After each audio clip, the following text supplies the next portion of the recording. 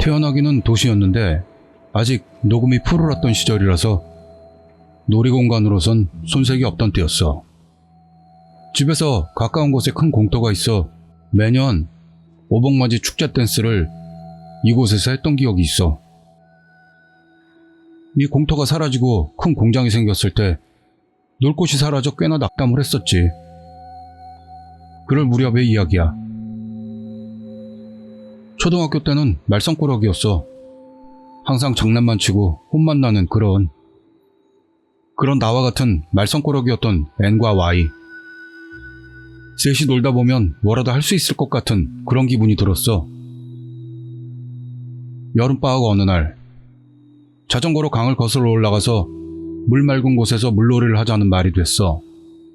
아침부터 스스로 주먹밥을 만들고 물통에 보리차를 채우고 배낭을 메고 열심히 자전거를 몰았는데 그런 소소한 모험 같은 건 누구라도 했겠지. 우리들도 그랬어. 아침 일찍부터 셋이 모여 강을 거슬러 올랐지. 물론 강변을 따라 오르는 건 무리라서 강 옆에 나 있는 도로를 따라갔어. 때로는 헤매다가 2시간 정도 올라간 산기슭에서 잠깐 쉬게 되었어. 물론 그곳은 모르는 마을이었고 말이야. 전신주에는 이츠키 마을이라고 쓰여 있었어. 신기했던 건 같은 색깔의 지붕, 같은 크기의 집들이 잔뜩 늘어서 있던 걸 잘 기억하고 있어.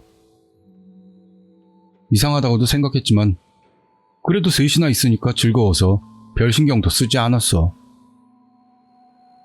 자전거를 강가에 도로변에 세워놓고 우리들은 강가로 내려갔어. 날씨는 살짝 흐렸지만 날도 무더운 데다 자전거를 타고 온 탓으로 우리는 땀범벅. 1초라도 빨리 물에다 몸을 담그고 싶어서 강으로 가고 있었는데 그곳에는 그 마을 주민 같은 사람들이 어른아이 할 것 없이 20명 정도가 모여서 뭔가를 하고 있었어. 한마디도 대화를 나누지 않고 묵묵히 작업만 하는 것 같은 분위기?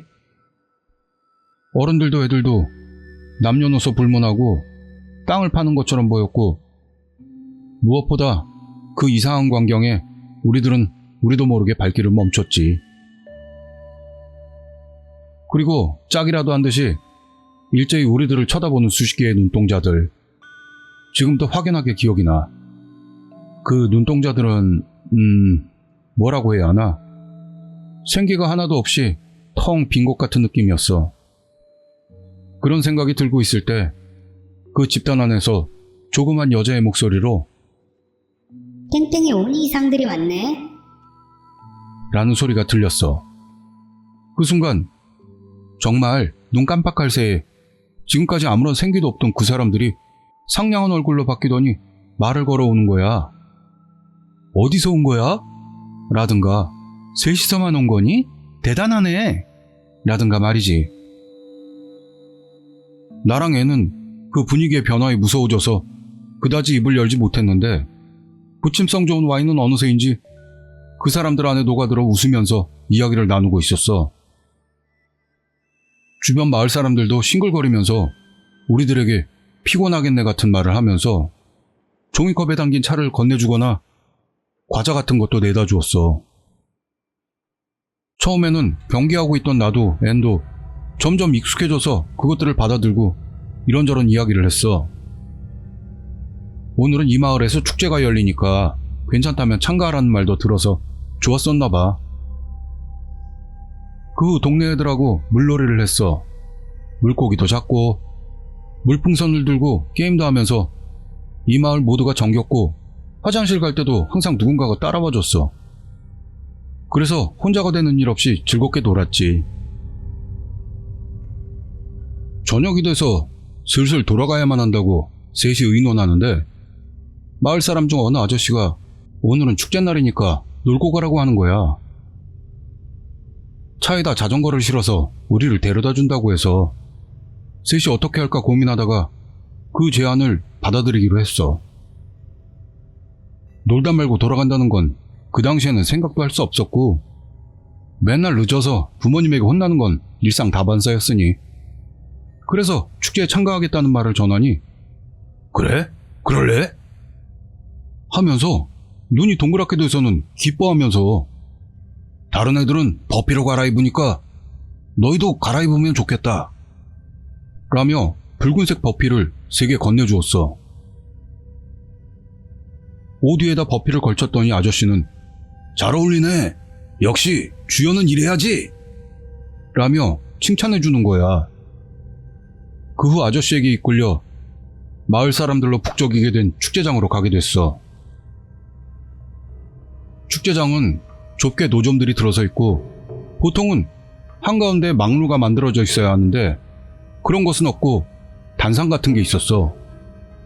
그리고 그 위에서 큰복하고 피리가 기분 좋게 울리고 있었어.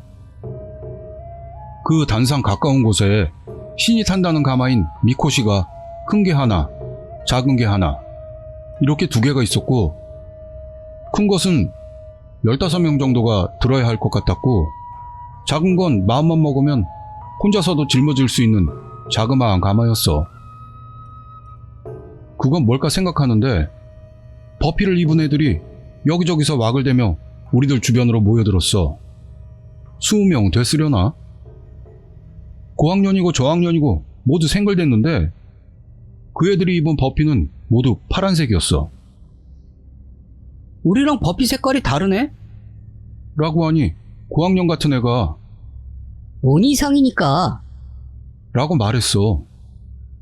나보다도 위에 학년 같은데 아니었나? 생각했지만 뭐 그럴 수도 있지 하고 애들하고 놀았어.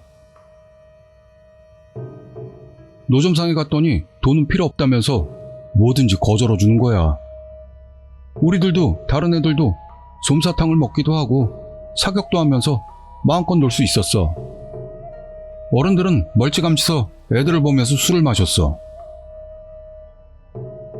한참을 놀다가 적당한 때라고 생각됐을 때 아까의 그 아저씨가 중앙의 단상 위에서 큰 소리로 말하기 시작했어. 일제히 멈추는 피리 소리와 북소리들. 그럼 온 이상 축제를 개최합니다 라는 말과 함께 환희의 외침들. 어른들도 애들도. 우리도 영문도 모른 채 들떠 있었어. 애들은 모두가 그 아저씨에게 이끌려 아까의 가마가 있는 곳으로 갔지. 마을 아이들은 미리 장소가 정해져 있는 것처럼 큰 가마 주변에 순서대로 정렬했어. 그 가마는 엄청나게 번쩍거리는 장식이 굉장했어. 물론 아이들이 들 수 있는 크기라서 TV 같은 데서 어른들이 드는 가마랑 비교하면 대수롭지는 않아 보였는데 언뜻 봐도 호화스럽다는 것만은 삼척동자도 알 수 있었지.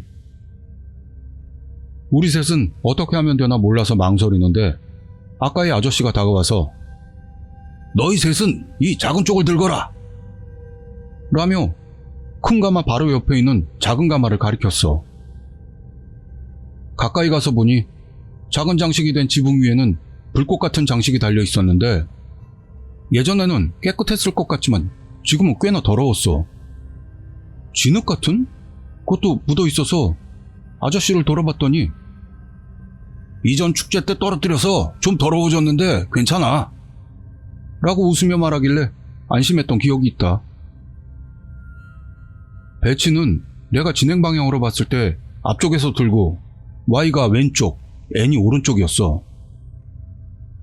그러자 아저씨가 다시 큰 소리로 자, 그럼 가마를 맵시다 라고 지시를 내리니 커다란 가마는 이앗 하는 구호와 함께 아이들의 어깨에 올라탔지. 그것을 본 우리도 이앗 하면서 작은 가마를 들어 올렸어. 아니, 들어 올리려고 했는데 그 순간 봤을 때와는 다른 무게로 가마를 떨어뜨릴 뻔한 거야. 황급히 달려온 아저씨가 받쳐줘서 떨어뜨리지는 않았지만 엄청난 무게였어. 아저씨 쪽을 힐끗 바라보니 자자 힘내! 주위를 5바퀴 정도만 돌면 되니까 라고 친절하게 말해줘서 힘을 내보기로 했어. 양 어깨가 가마의 무게로 빠질 것 같았지만 못 걸을 정도는 아니었어. 천천히 느릿느릿하기는 해도 셋이서 시계 방향으로 걷기 시작했어. 그와 동시에 피리와 북의 즐거운 소리가 시작됐지. 어느샌지 어른들이 다가와서 좋아, 그렇지, 힘내! 하며 응원을 해줬어. 처음에는 무거운 나머지 후들거렸지만 조금 익숙해졌는지 걷는 속도보다 살짝 느린 속도가 됐어. 그때 반 바퀴 정도 됐을 때였나? 조금만 더 가면 한 바퀴가 될 시점에서 갑자기 뒤에서 쿵 하고 밀리는 느낌이 났어. 비틀거리며 갈짓자걸음이 됐는데 가까스로 버틸 수 있었어. 무슨 일인지 뒤를 돌아봤더니 바로 뒤에서 큰 가마를 맨 아이들이 웃으면서 서 있었어. 아무래도 큰 가마가 우리 가마를 뒤에서 박은 것 같았어. 제일 앞에 있던 애가 미안. 하고 사과를 해서 괜찮다는 말만 돌려주고 다시 걷기 시작했어. 이윽고 겨우 한 바퀴. 이걸 앞으로 4번을 더 해야 하나 하며 숨을 돌렸더니 다시 뒤에서 쿵. 아까와 같이 흔들리는 우리들의 가마. 뒤를 돌아보니 역시나 큰 가마를 찐 애들이 생글생글 웃고 있는 거야. 제일 앞에 있는 애가 미안. 하고 다시 사과를 해왔어. 대답할 만한 여유가 없을 정도로 무거워서 가볍게 끄덕거리고 다시 걷기 시작했어. 어느새인지 어른들은 너무 가까울 정도로 옆으로 와서 붙었는데 손을 뻗으면 닿을 수 있는 거리였지. 모두가 한결같이 힘내라! 조금만 더! 라고 응원하고 있었어. 그 응원에 보답하려고 몇 걸음 더 걸어가던 때 지금까지와는 완전 다른 엄청난 쿵이 왔어. 나도 모르게 가마에서 손을 놓쳐버리고 땅에다 손을 찧었어. 가마가 떨어지는 건 아닌가 싶어 올려다보니 옆에까지 온 어른들이 떨어지지 않도록 받쳐주는 것 같이 가마가 공중에 떠 있는 거야. 다른 어른들의 손이 나를 일으키고 가마가 있는 곳에다 세우니 가마를 받쳐주던 손이 사라지고 다시 가마가 양어깨를 파고드는 거야. 뒤를 돌아볼 여유도 없었지만 내 귀에 늦으니까 그래! 부딪힌다고! 라는 소리가 들려왔어. 순간 열이 받았지만 지금은 빨리 이 가마를 내려놓고 싶다는 일념으로 다시 걷기 시작한 그 순간을 노려서 다시 쾅! 하고 바뀌었어. 똑같이 주저앉아 양손이 땅에 닿을 듯 말 듯한 곳에서 어른들의 손에 받쳐졌어. 가마도 공중에 떠 있었어. 다시 일으켜져서 가마를 짊어지게 돼. 근데 곧바로 뒤에서 쿵! 다시 넘어질 뻔하고 어른들의 손이 지탱해주고 또다시 가마를 맨다? 아무리 봐도 이상하잖아. 주위의 목소리들도 기운내라는 응원이 아니고 빨리 일어서! 어서 걸어! 같은 화난 목소리로 바뀌고 있었어. 금방이라도 울음이 터질 것 같으면서도 가마를 짊어매는 우리 셋. 주위 어른들 중에는 대나무를 옆으로 찢은 죽도 같은 것으로 우리 엉덩이를 때리러 오는 사람까지 있는 거야. 이젠 싫다고 도망가려고 해도 주위에서 어른들이 다시 끌고 오는 거지. 이상하다. 너무 이상해. 그렇게 생각하면서 문득 주위의 어른들 얼굴을 보고 나는 놀랐어. 이미 웃는 얼굴은 아닌 거지. 마치 적을 노려보는 것 같은 눈으로 우리 셋을 보고 있는 거야. 다른 어른들도 똑같았어. 누굴 알 것 없이 엄청 무서운 형상으로 노려보고 있어. 어린 마음에 큰일 났다고 생각이 돼서 어떻게든 도망치려고 생각이 들었지만 그것을 미리 내다본 듯 뒤에서 쿵! 그리고 다시 넘어지고 만 거지. 그러더니 거친 손에 의해서 일으켜지고 억지로 가마를 매게 하는 거야. 그 짧은 순간에 주위를 둘러보니 우리 셋의 가마 주변으로 어른들이 모여있는 거지. 진행 방향 왼쪽으로는 계속 단상이 있었는데 그쪽의 어른들은 그리 많이 보이지 않았어. 대부분의 어른들은 오른쪽과 정면으로 모여 있었어. 바로 뒤에서는 큰 가마가 쫓아오고 있고. 가마를 매게 하기 전에 Y와 N의 얼굴을 봤어. 눈이 마주친 거야. 가볍게 고개를 끄덕이는 것을 주고받고 어른들의 손이 떨어진 순간에 오른쪽으로 가마를 일부러 넘어뜨렸어. 비틀거리며 쓰러지려는 순간 어른들이 손을 뻗어 가마를 받치려 했어. 우리 셋은 그 순간을 틈타 단상 쪽으로 뛰어가기 시작했어. 뒤에서는 어른들이 "저놈들 잡아!" 라고 소리를 지르고 있었지만 그때쯤에 우리들은 일사불란하게 필이랑 큰 복을 울리는 어른들의 옆을 빠져나왔어. 미친 듯 달려서 강가의 도로까지 와서 그 기세대로 하류 쪽을 향해 달리기 시작했지. 얼마나 도망쳤을까 모르긴 해도 숨이 턱 밑에 올 때까지 계속 달렸어. 더 이상은 달릴 수 없는 곳까지 도망친 곳에서 뒤를 돌아보니 손전등 불빛 같은 게 10개 이상 보이는 거야. 그 광경에 새파랗게 찔린 우리 셋은 계속해서 죽어라 달리기 시작했어. 더 달렸다간 숨도 못 쉴 것 같더라. 이젠 이 이상은 못 간다고 생각했을 때 눈앞에 우리들의 자전거가 보였어. 셋이서 아무 말 없이 올라타고 죽어라 페달을 밟았어. 무서워서 더는 뒤를 돌아볼 여유는 없었어. 필사적이었으니까. 우리가 아는 길이 나왔어도 서로 떠들 여유가 없어서 계속해서 페달만을 밟으면서 제일 가까운 우리 집에 셋이서 굴러 들어갔지.